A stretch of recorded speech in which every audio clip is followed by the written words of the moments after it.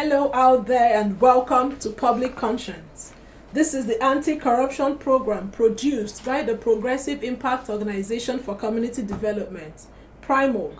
PRIMOG is a civil society group with a mandate to promote good governance, participation, and accountability in Nigeria. I am Adaobi Obiabumo and I'm with Chidozie Ogbonnaya. Welcome to the program.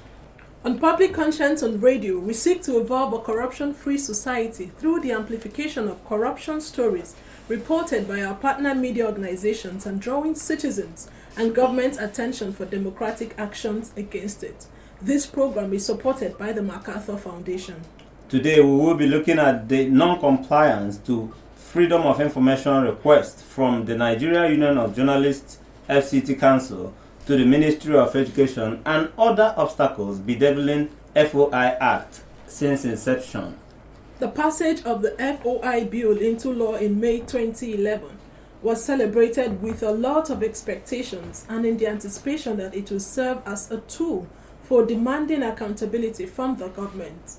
It is also expected that it will empower citizens with resources that help them to interrogate government processes. Unfortunately, Adobe, today those dreams and expectations are seemingly hanging and have not come into full reality, as the level of responsiveness and disclosure to requests for information by government institutions are still not good enough. As a citizen, do you know that you have the right to demand accountability by sending FOI requests to public institutions? Have you ever tried using the FOI Act since it was enacted, and what was your experience? Be ready to join us through phone and text messages in the course of our conversation. The WhatsApp phone line to send your message is 0902 265 6167. That is 0902 265 6167. And for those watching via Facebook, you can also contribute. And that is for messages only. Please begin to send your messages as soon as possible to 09022 65 6167. The numbers to call will be given shortly. The failure of government agencies to respond and comply to FOI requests dates back to 2016, when the Guardian newspaper investigations revealed that over 90% of agencies of government in Nigeria were undermining the effectiveness of the FOI Act. While 70 public institutions were said to have failed the FOI compliance and transparency test conducted by the Public and Private Development Center PPDC the same year. At PRIMOG, we've seen FOI requests by Peggy community responded to by FCT administration, a very encouraging development from the FCT minister. Yet, many requests by some of our partner media organizations have not been attended to by many MDAs. And on February 22, 2021, the NUJ FCT Council sent a Freedom of Information request to the Honorable Minister, Federal Ministry of Education, for the Office of the Minister of Education to provide detailed explanation and breakdown of public procurement, tenders, and payments of no fewer than 7 contracts. Some of the payments made by Federal Ministry of Education, which the NUJ FCT is seeking more information about, include quarterly monitoring of education for change. This project is worth over 35 million naira. Also, payments for report writing, publication, and dissemination of 2019 Nigeria Digest of Education Statistics, worth over 7 million naira. And several other questionable payments made by the ministry, which you will hear more about as we proceed on today's program. But for better understanding of the NUJ FCT request, we have the Vice Chairman of the NUJ FCT Council, Osaritin Osadebeme. You're welcome to the program. We'll take via phone the Deputy Director, Socio-Economic and Accountability Rights Project, SERAP, Kolawole Oluwadare, will take his intervention via the phone. Welcome again once more, Osaritin. Thank you very much. Could you share with us the effort of the NUJ FCT, the efforts you've made with the FOI request sent to the Ministry of Education, and why the NUJ FCT Council deemed it necessary getting this payment information? Let's start by the fact that the FOI Act is anchored on the need for the Nigerian people to know the level of accountability the government is to her. And by extension, it is supposed to get information from the ministries, departments, agencies, and the federal government. That does not mean that there is total blackout, as it were, on accountability, but there are some aspects that are being shrouded. And these are the ones that the FOI becomes necessary to invoke or activate so as to get this information. Annually, government agencies hold press conferences in which they give accountability of what the money that was given to them by the national, that was appropriated to them by the National Assembly, was expended. And at the end of the day, some of these issues are the ones that are direct queries from we still have queries that come from the office of the Auditor General of the Federation. And we had access to this information. And we also thought it is very important that the Minister of Education does explain to the country people, particularly the stakeholders in the sector, who in the education sector, who need to know how these monies are spent. The cumulative of which is over 35 billion naira. 35 billion. The cumulative cost is over 35 billion. Now you wonder, for a ministry that has the responsibility of educating the nation, and for the level of low educational standard, experience as it were, in public institutions, not because the students themselves are not intelligent or because the students do not have the capacity to compete with others in other parts of the world, because the system somehow makes it difficult for them to shine. Now we're asking, these provisions that you have made, this money that you've allotted, can you please explain the rationale behind them, and what is the outcome so far of the effort you have made? I can tell you that it was all silence. All silence. Okay, all silence, which ordinarily shouldn't be, because ideally the government is supposed to be accountable and transparent. But a situation where... But on these, it was silence. Silence. Okay, we have a lawyer, a barrister on the phone. Kolawole Oluwadare, who is the Deputy Director, Socioeconomic and Accountability Rights Project, SERAP. Thank you for joining us, Kolawole. The NUJ FCT has tales of deliberate refusal from the Ministry of Education to comply with the FOI requests. We believe you have your own experience and would want you to share with us. Thank you very much. This looks like a therapy session where we share our experiences. Have you had successes? Have you had challenges? We had successes, either by way of information or by judgments of court. But predominantly, it has always been that act of resistance by public officers to our requests for information. And we have a lot of things I will highlight some of the other ones. For instance, SERAP making a freedom of information request to the president, and also the actually government, asking specific details of how much of the so-called advantages that we recover and how and where these sums are been spent, including the details of contracts and the status of such contracts. We couldn't get a response, let's say, for public statement credited to aides of the Attorney General.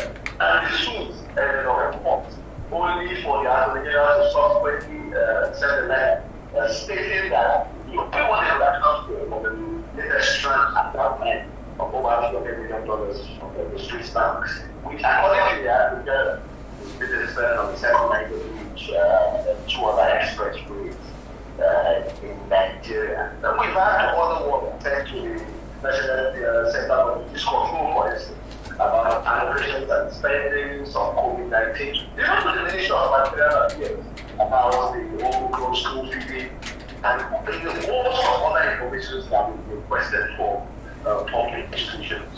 The most interesting one I think I can point out was the freedom of information request sent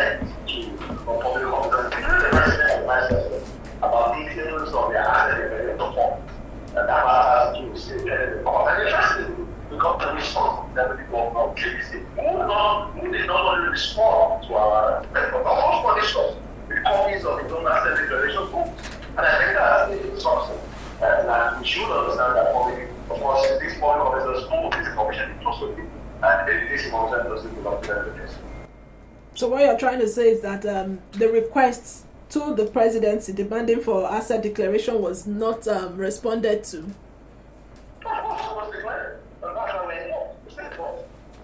Okay, meanwhile, you also recorded success with the governor of Kebbi State. He sent in his... Okay, let's look at the case of NUJ here. Will you categorize the information needed by the NUJ which are merely related to contract payments as information that are exempted from disclosure by the provisions of the FOI Act? Not by any stretch of no fact.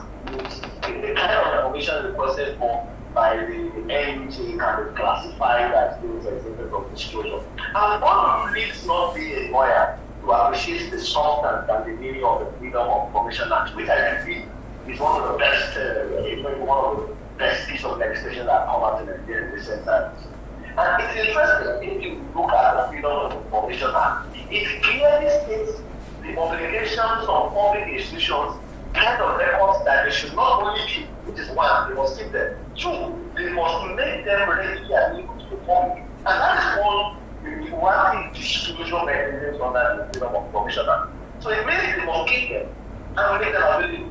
And that is not a top of request. And the moment looking at the end of the information that the NUJ has asked for, it is very clear, looking at section 2, for instance, of the Freedom of Information Act, specifically section 2, section 3, that it clearly requires that public institutions keep details of contracts that they are giving out under the status of such contracts. So there is no way that this can be handled, that this kind of information comes under the identity. And it's very important also to point out that even the way the investors under the Freedom of Information Act 2011 is couched, it is a balance of the balance of interest. So while section 11, 12, 14, 15, 16, 17, and 19 of the Freedom of Information Act provides for classes of information can be denied upon request, some salient sections also balance it out by saying that even if those informations can be withheld to extent,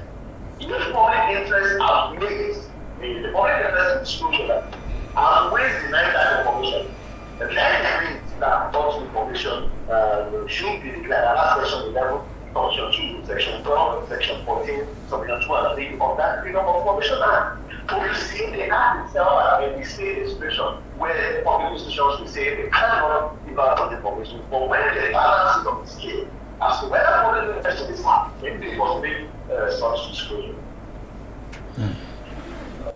Okay, talking about public interest now. What are the dangers of government MDAs not complying with the FOI Act? It's just these things are about financial transparency. 1, 2, then a larger view of transparency and accountability. 3, it's about anti-corruption. So it means that when NGEs, when any agency of government, every public officer refuses to obey the law and operates in opacity, it feeds this public of corruption and it enables corruption at its very best. Which is why I think the Freedom of Information Act was passed in 2011. And that act was not just passed the back. It was passed pursuant to the rights granted in every Nigeria by some personnel of the Constitution, which captured the essence of the freedom of expression. And we need to understand that freedom of expression is not about just speaking or giving voice to expression. It also captures the rights to receive information. And that is why we talk about participating governments. How can people participate in government? How can people hold their government to account? How can section 22 of the Constitution, for instance, which gives the media the power to hold government to account, be complied with when there is no information given out to the people? Okay, for instance, to give it context, we have knowledge in one of the evidences. Not only government, but we need to know as Nigerians how much has been expended per time. What is the budget performance in the first quarter? Now that we're in the second book, what are the details of our expenditures? How much are we borrowing? Which kind of expenditure are those things to spend on? Is it capital? Is it recurrent? Who is getting what, where, and how? Those are the critical details that Nigerians need to know. They need to know. For instance, if a contract for a road or a bridge or hospital or a school is awarded, Nigerians need to know who got the contract. The bidding process, was it in compliance with the Procurement Act? And how is the process, how is the progress of that contract? And to ensure that the money was not there at the wrong moment. So, every sort of capital project is for the benefit of the people, and then the people was ready to suffer for it, if that's not possible. So, according to them, the dangers of MDAs not complying with the evidence that with the Freedom of Information Act is not in the interest of the democracy, and will not in any way is the fight against corruption. Fighting against corruption, and you talked about information, the citizens having information, and the MDAs making this information available at all times. But now we have a situation where the Ministry of Education has refused to comply with the request made by the NUJ FCT. What should the person listening to you at the moment, who is also faced with this challenge, who probably has submitted an FOI request and the MDA has not responded, and also the NUJ FCT, what should they do in a situation that they are facing where the ministry has not responded to their FOI request? Thank you very much. The answer is simple, and it's there in the Freedom of Information Act.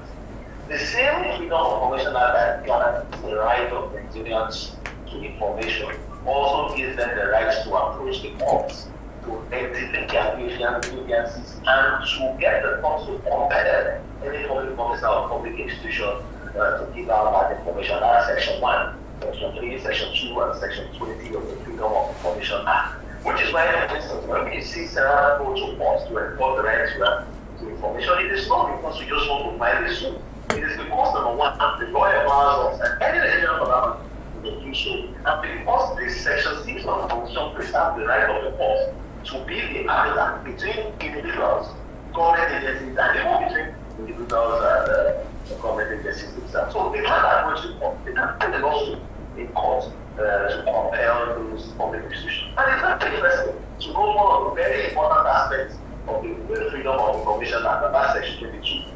It provides that even when any public institution is arguing or making a defense that the information is exempt from disclosure, they must provide such information to the court, who will ultimately determine whether the information should be withheld or disclosed in public interest. And so there is no basis at all for entering the NDA to protocol. So I would advise the NUJ and any Nigerian who has been denied his right of access to information to approach the court. And the law will make its court. That is what the rule of law is. That is what Nigerians should do. Okay, right. Thank you so much, Dozie. I was going to ask you, Kolawole, because FOI remains a useful tool for demanding accountability, just as you mentioned. What must the government do to ensure on its own, because government instituted this, want to fight corruption, what must the government do to ensure MDAs comply with FOI requests, besides citizens going to court? Thank you very much. I make reference to the FOI Act, one of the best piece of legislation that comes in, and that is true. And that is why, in the wisdom of the legislator, they legislate the scenarios and all those things that contain the act. For instance, the General Freedom of Information Act gives the Attorney General of the Federation the oversight powers to oversee the Freedom of Information Act and its enforcement by all MDAs and everything. And that is why the Act in Section 29 grants powers to the Attorney General of the Federation to examine and file a report annually as to how many freedom of information requests have been received by all public institutions, how many were declined, how many were granted, and how many ended up in court, including the consequential orders that the court made. And that is why any public institution, via Section 29 of the Freedom of Information Act, should file their reports, and we are reports to the Attorney General of the Federation, who also prepares and releases reports and submits it to the National Assembly as to the effect, compliance, and issues, the numbers that I've mentioned, numbers of applications, number of denials, the reasons for the denials, and all the cases that ended up in court, including numbers of the information that were complied with. And that the National Assembly will now look at it and all right. also make necessary amendments as we go. That's a good to do it. That's the way to go. All right, we must thank you so much, Kolawole, for coming in at a time like this. Thank you for your intervention. We still have in the studio the Vice Chairman NUJ FCT, Osaiti Osadebenwe. Hope I did not bother you. All right, you just heard what Kolawole Oluwadare said. Option of court. Before we go to the issue of the option of court, which of course we will because we are also guided by the same act, the important issue to know is that ease of governance, which is being propagated around the globe, is also accentuated by the FOI Act. What is the challenge in me asking the minister, who was a former back page columnist on the Daily Trust, regularly demanding accountability of the government before the government that has appointed him? What is wrong in demanding that a bill or the appropriation bill that became an act for each year, releasing money to the ministries and several other ministries and departments, was done in the public? What is wrong in asking that the money given allocated to you in the public, which you are supposedly expected to have spent publicly, now the public is demanding that you should account for the same money? The demand for accountability is not necessarily a move to criminalize whoever is in charge of resources.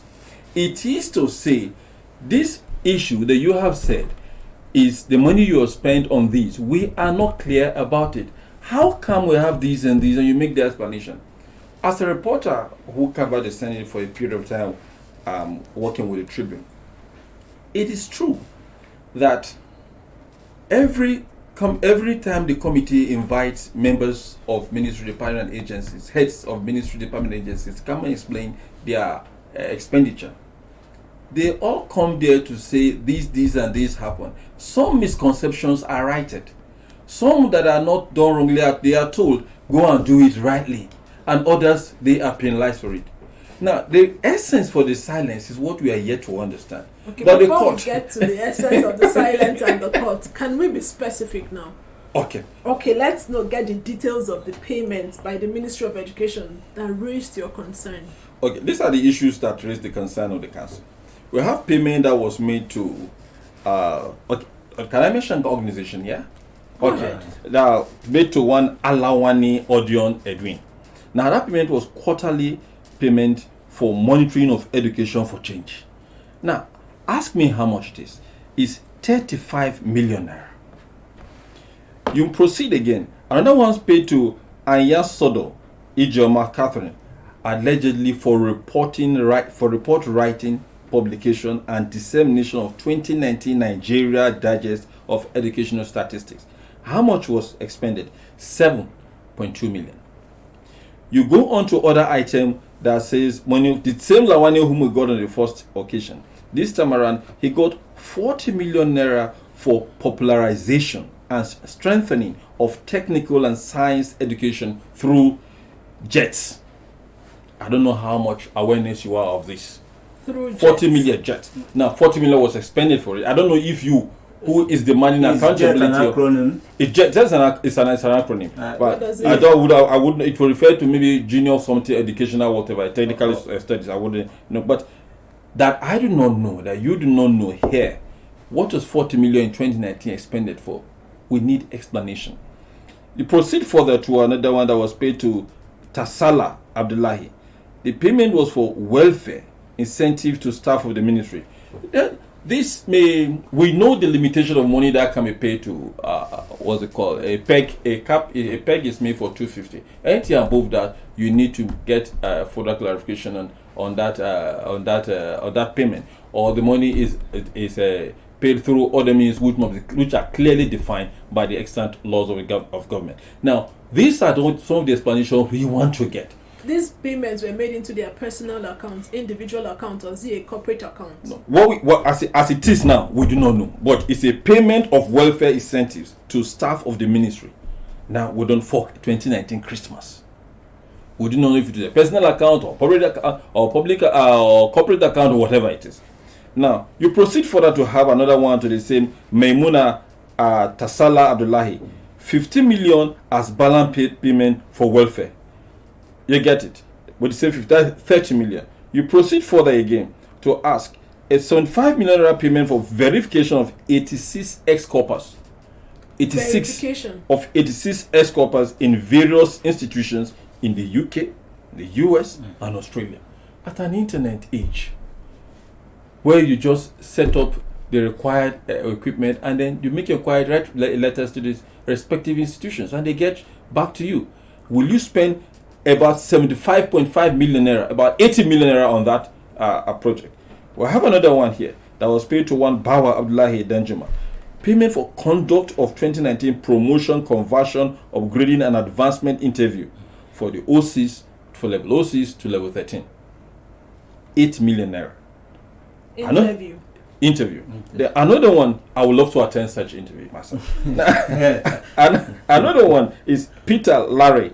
Money paid was 13 million naira for retooling and reskilling of 74 staff in 6 geopolitical zones. These staff are supposed to be, they titled it EMIS. Now, the detail of that we do not know. Now, we are asking for ease of government, for ease of business, for the public to know and easily relate with the issues that you are talking about.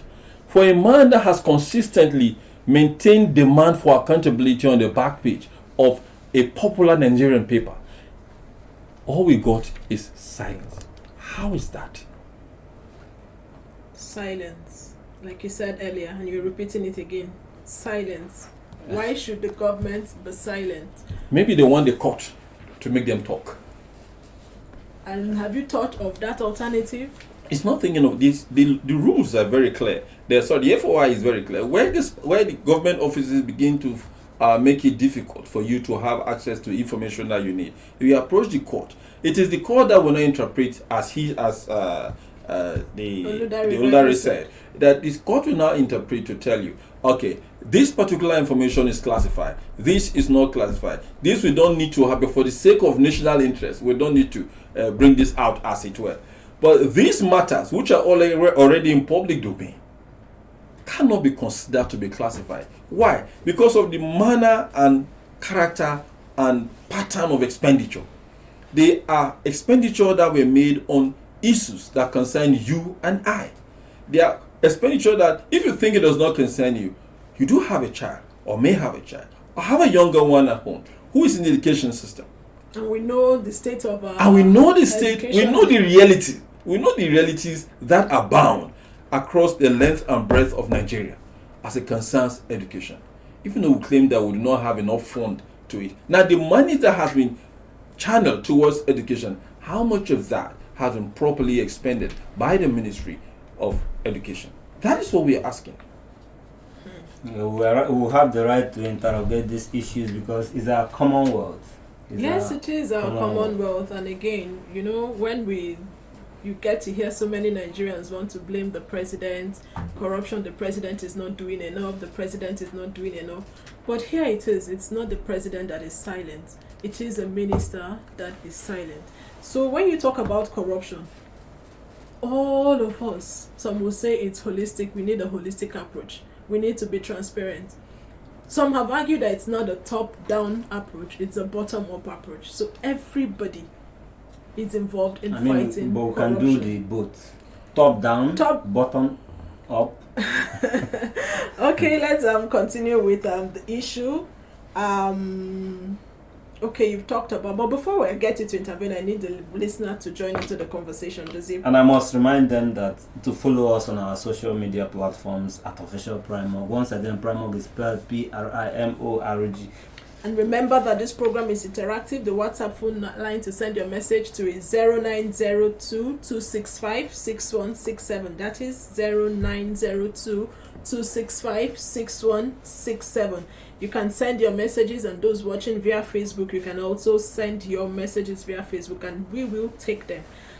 What is your reaction to what you have heard? What my guest in the studio has said, talking about the challenges they are faced with respect to the FOI request made to the Federal Ministry of Education, and he said the ministry is silent. What do you have to say? And as a citizen, do you know that you have the right to demand accountability by sending FOI requests to public institutions? And have you ever tried using the act since it came into being, and what has been your experience? Would like you to share, because what we are discussing concerns all of us. If you think you have graduated, tomorrow you will have a child who would go to school. You have somebody who is in school. It all affects us. You're right about that. It all affects us.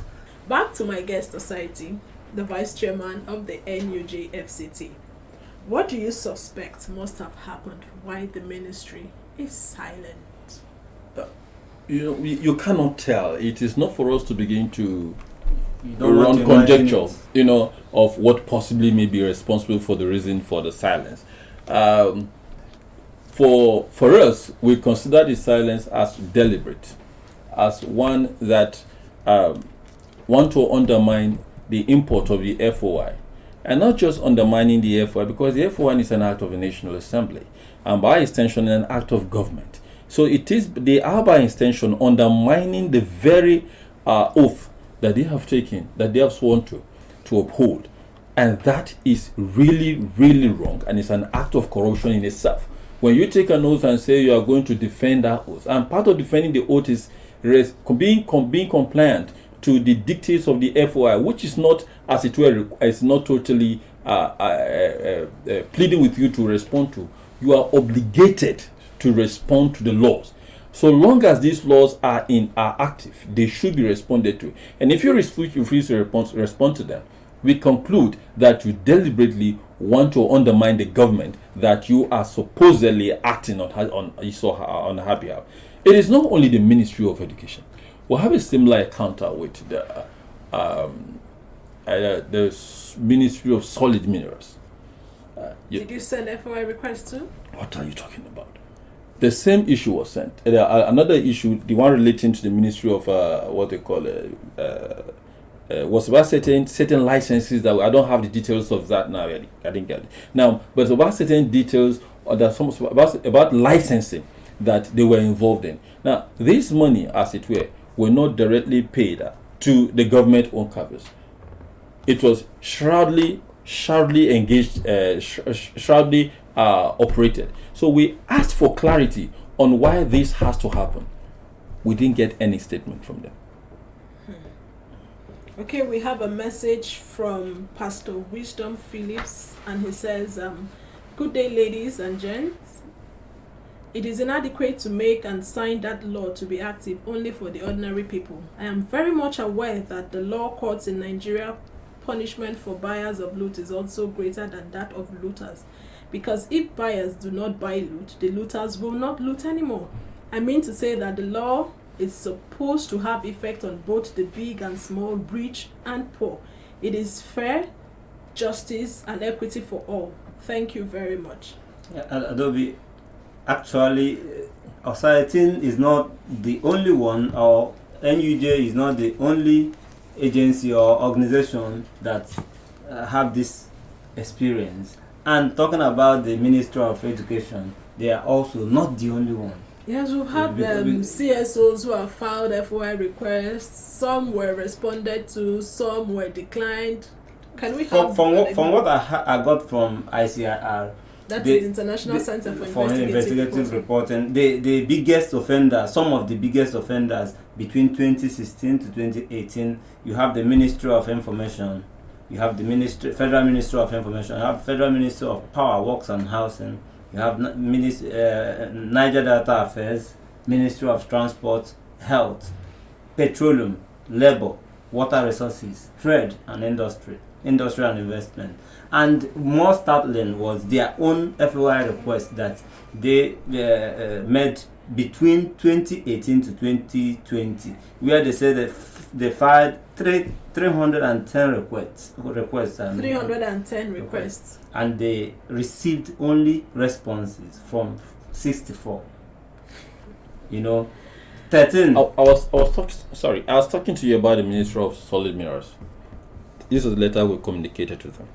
The letter states that the money that is in contention now, to explain the static cumulative revenue from solid minerals of 9 billion. In fact, it's 9.9 billion. That's 9 billion, 92. 2021 budget. Yeah, 9 billion. Now, you now go for when I went further to ask them how and why this sum of 2.8 billion is supposedly collected as solid minerals licensing. How were this money? How did it become so opaque in its savings within the system? We are up to date. When did you file that request? This request was filed sometime in January 2021. Ideally, when you file FOI request, it's the ministry or the agency should answer you within 7 days. Yeah. So this is how many months? We're already. But again, do you think that both and for each of these, they have been follow up, because sometimes you want to give latitude to the operations of government, as it were, so that they don't begin to, when you now finally take the decision of going to the court, they don't start saying, why did you do that? Why didn't you letter got here, we didn't see it, it was dropped somewhere, and it didn't get to the minister, or it didn't get to the minister of state. Now, these are reasons others, we give this latitude, and some follow-ups were done by the Secretary of Council in reaching out to them. As I'm talking to you today, it is still a big, loud silence. Do you have plan to take any? They will all to court. Well, I know at the moment we're discussing court issue on the issue of because they are not. It's not just these two agencies of government that the council had been compelled to do some of this thing, because in the course of reading the report by the Auditor General of the Federation, we discovered that quite a number of ministry department agencies are shortchanging Nigeria in their responsibility, and so you ask to get clarity on some of the actions they are doing on behalf of the citizen. After all, we are, as it were, the voice of the people. If you don't promote what you are doing here as it is now, the public may not know that they are being shortchanged, and those shortchanged will continue to do what they are doing, sometimes ignorantly, sometimes deliberately. Yeah, sometimes deliberately. A man can, like I told you, the period I covered the Senate. The committee on the Senate Committee on Public Account will notice that some of the officers are ignorant of the laws that were made for them to engage in expenditure. Some don't even know what they should expend and how it should be expended. All they know is that there is this huge source of sum of money in this particular aspect, in this particular government covers. When the year ending is about coming, I will have this need, we have that need. Some of these monies are misappropriated. You're supposed to spend it for this. You couldn't do it for one reason or the other. Then there is one huge need that comes somewhere, and then you channel that money to that purpose. And the cost of doing it without going to the right person, and the cost of doing that, you mess the whole thing up. And you have to account for the money that was given to you for this purpose. That is not done. You are doing something else, which was not envisaged, which was not taken into account. But you try to explain that. So some of them deliberately do, some ignorantly carry out these acts that shortchange the public, because the services that the public are expected to have gotten from that particular aspect, which the money was appropriated for, is not rendered, and so they don't get it. They don't enjoy it, and so they are shortchanged. We are not demanding for clarity, but as we do this, we ask for the various agencies of government. You say this is not. This is we've not gotten response, as it were, from you. We are not looking at the possibility of giving you the time to respond. If you do not, we take the necessary action as the law demands that we do, which is going to the court to request for the right answers to them. Now, in the case of the Ministry of Education, do you think the minister now is trying to cover up something? You've asked that question before, and I told you it's not for me to think what he's doing. The outcome, let us give them the benefit of the doubt. That the outcome of this expenditure, which is curious and suspicious, may be a product of misunderstanding on the side of those of us who are seeing the money as it is going. I'm speaking by advantage of being, like I told you, covering the Public Accounts Committee and seeing some of them coming to have this ignorance, for which some of them are penalized, for which some are corrected and are asked to act appropriately. Now, we cannot sit down and conclude that the reason for the silence is because there are certain activities shrouded in, what do you call it, in secrecy. But your requests, they are lining up, they are piling up. Are you will you be that patient because you've given some, like the solid mineral, you say you filed it in January. How much longer will you hold up to wait for government to respond before you take action? Or are you not going to take any action? No. The issue of not taking action does not arise. Now, they have no excuse when the lawyers begin to argue the time they got the time they're supposed to respond to it, and the time within which they did not respond, and then the time that was taken again before they were now asked to begin to respond to the court. It's not a matter for them to begin to insist, oh, we didn't get it, we don't do that. The essence of the time, as you have seen so far, is for them to be able to, for us to be able to have, as it were, a matter that when our lawyers begin to approach the court for clarity, we'll just get it, and that is all. So we're definitely going to see our lawyers drag them. Yeah, certainly. Go to court. It's refreshing. It's part of the FOI Act that if they don't do it, you go to court and get justice and get what you want. So if that is the last resort of anybody applying and trying to get an information from MDAs, so be it. The law has to take its course. So be it. The law has to take its course. So this question now is about the media. Is the media space being undermined by neglect to respond to FOI by government agencies? Let me quickly add, Section 22 of the 1999 Constitution as amended provides for the media to hold government accountable. So what the media is doing is constitutional. Go ahead and respond. Can I have your question? Okay, I'm asking that, is the media space being undermined by neglect to these FOI requests? Because of these FOI requests, that is being turned down, or the silence from the media? Yes, it is being undermined. However, the good news is that the court is there to interpret whether such matters should be provided or otherwise.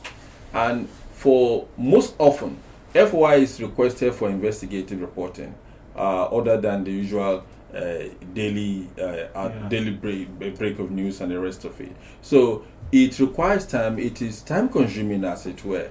It can be rigorous sometimes, and some other time where the agency feels, oh, this is some information we have, we can just package and give, knowing nothing, as it were, will come out of it, and knowing that nothing will come out of it, and so they push that information out. So while it is undermining the media, as it were, there is the privilege that the FOI has given, which is approaching the court to get an interpretation. And when that is done, no matter how long it takes, even though we have the belief that justice delayed is one that is eventually denied, as it were, but again, when it comes up, people get to know. The only challenge is that we have very short memory as a nation and as a people. We just do not know. We don't connect the event because of the time, because of the period of time that it was it happened and when justice seemed to have been gotten for that particular issue. We don't connect them and then say, okay, this guy committed this and he has to do this, or this punishment is coming because of this. And so we end up seeing it in isolated, form. Well, call this nice person, this good person. Government is not about good person. It's not about a good face. It's not about a good individual. Governance is about doing the right thing as it is demanded of you by the laws that actually guide governance. If we go by the law, we will have less friction, as it were. We will have more service delivery, as it were. So the media is being shortchanged in the short term, but in the long run, it is not, because it continues to expose the issue and they are being discussed on daily basis. The public hears, government officials hear. Take, for instance, all those who were in government some 5, 6, 3 years ago, they are no longer in government, are wishing that these things were done right. Because while they were there, it was convenient for them to do it the way they were doing it. Now, they are seeing how they are being shortchanged themselves and are wondering, how did we allow this to continue? So the media is not shortchanged in any way. It may be undermined temporarily, but over time, the media will succeed. It will succeed. It comes on top. It's actually good to know that your enthusiasm, I admire your enthusiasm, and I admire what the NUJ FCT Council is doing. I pray that you continue in this strength, with this strength. But do you think the frequent refusals are responsible for what appears to be a discouragement by citizens to use the FOI? I do agree with that, because not many persons are patient to appear in court and come back after 3 months. Nigerians are hustlers. Apart from those who work for the government in their offices, even those ones, they still need to have permission before they can appear in court. I have a case in court, I need to be in court. He's saying that to his boss. You have a case today, you have a case tomorrow, you have next tomorrow. So it has a way of discouraging the public because it is not attended to within a short period of time. Well, maybe the campaign for the corruption court, a special court for corruption cases, may have this also be part of it, so that as the cases appear in court, they can be treated in an accelerated manner. All right, it's been good here, although we didn't get our listener to join us. Yeah, but we had a text message. But I know that there's somebody at the other end of the dial. So from what he said, do not be discouraged, despite the fact that you filed an FOI request and the ministry has not responded. Nigerians should keep using it. They should keep using it. They should keep writing. It's not about public. The FOI empowers the Nigerian to ask questions. It must not be an institution. It can be individuals who feel that, look at what happened to the whistleblower in Akoko-Edo.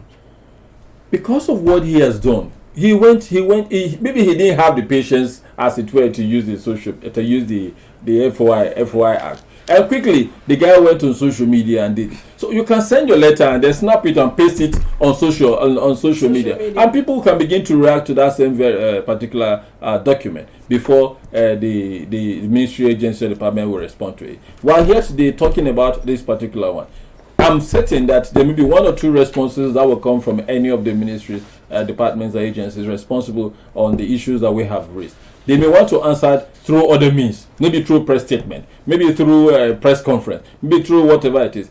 When they do that, they will say have to go to the court to explain the details. We'll stay positive with you, but Adobe. We must go. Our time is almost up. But just to remind you to please visit the news page of our website, news.primorg.org. That is news.primorg.org. For all the details of our reports and interviews, visit our website, primorg.org, to get all the information about Primorg. And you can watch our videos on Primorg TV, which is our YouTube channel. Please subscribe to get reminders when we have a new post.